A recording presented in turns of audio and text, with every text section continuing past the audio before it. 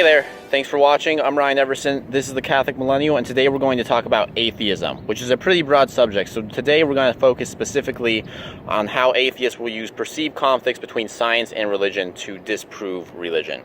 So on that topic, one of the first places many people will go to make this claim is that the Big Bang Theory conflicts with the creation story in the book of Genesis. So we have a perceived conflict between the Big Bang Theory and the Bible, perceived conflict between science and religion. So let's first address the Big Bang Theory.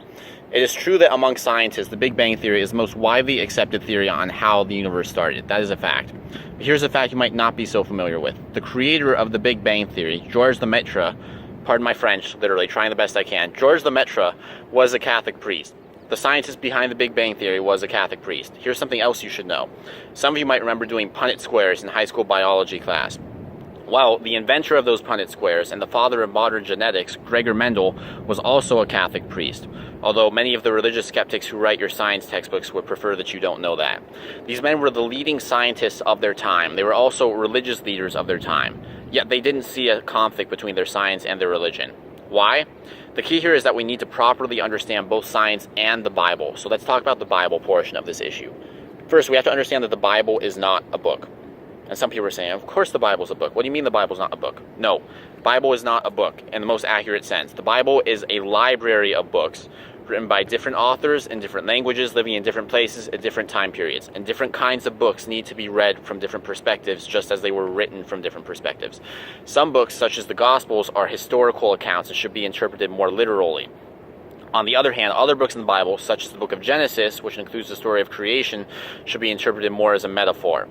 Many atheists claim that religious people reject proven science. And again, I'll grant the atheists that this may be true in some cases, but it's certainly not true of Catholicism. St. Thomas Aquinas, one of the greatest saints and doctors of the Catholic Church, that's a big deal by the way, once said, quote, "Faith becomes a matter of ridicule if any Catholic, without the necessary learning, presents as dogma what science shows to be false." Close quote. Simply put, science and religion should complement each other. If they don't, we're dealing with bad science or bad religion. Catholicism is not a religion of this or that, but as Bishop Robert Barron says, a religion of both and.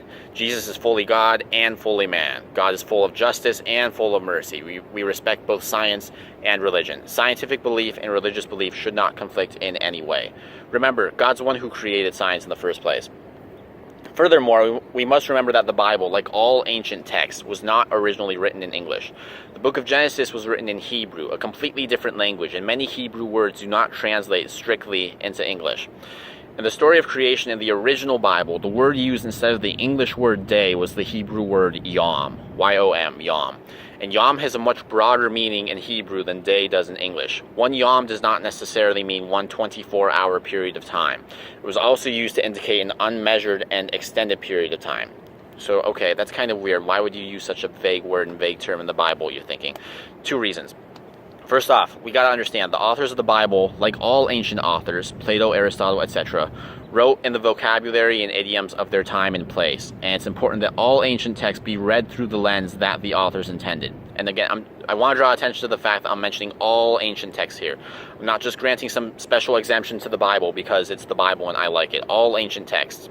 Because when we're reading them in a different language than they were written, thousands of years after the fact, we need to take the time to do a little digging if we really want to understand the author's intent.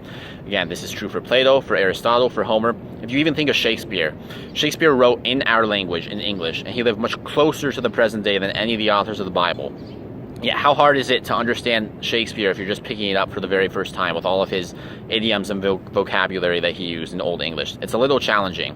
And because the Bible was written in a completely different language in a time much, much further in the past than Shakespeare, we got to understand that interpreting the Bible is far, far more challenging than interpreting Shakespeare, and we need to take that into account.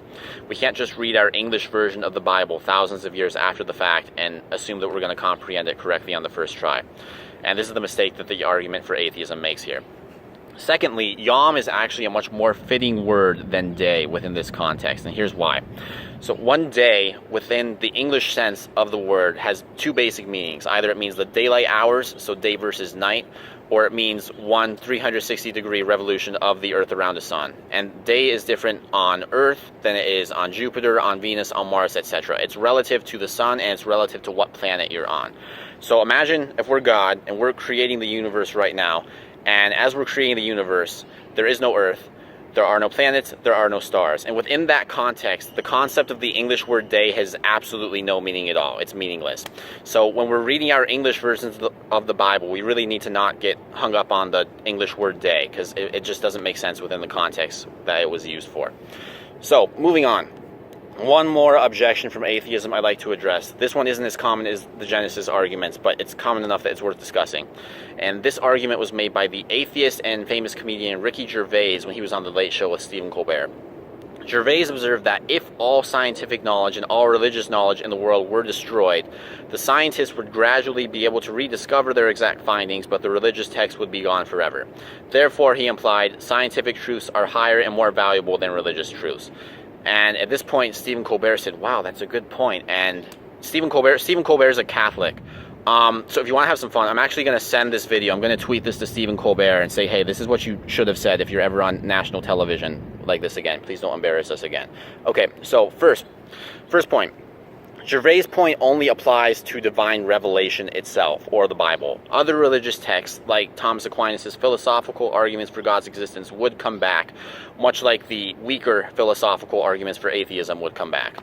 So his point is only really valid for the Bible. But what does this actually say about the Bible?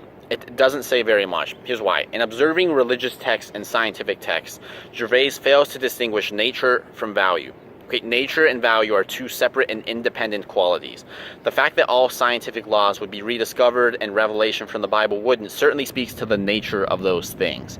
But just because something can come back because of its nature does not make it more valuable. Consider this. If we cut a lizard's tail off, the lizard would often be able to regenerate its tail. The tail will grow back. But if we cut a human person's arm off, it would not grow back. But no rational person is saying that a lizard's tail is more valuable than the human's arm. Yet this is the exact logic that Gervais uses for this argument, and that is why it is a flawed argument. The nature of an object and the value of an object are separate and independent characteristics, and Gervais' argument falls short because it fails to treat them as such. Thanks for watching The Catholic Millennial. God bless and have a great day.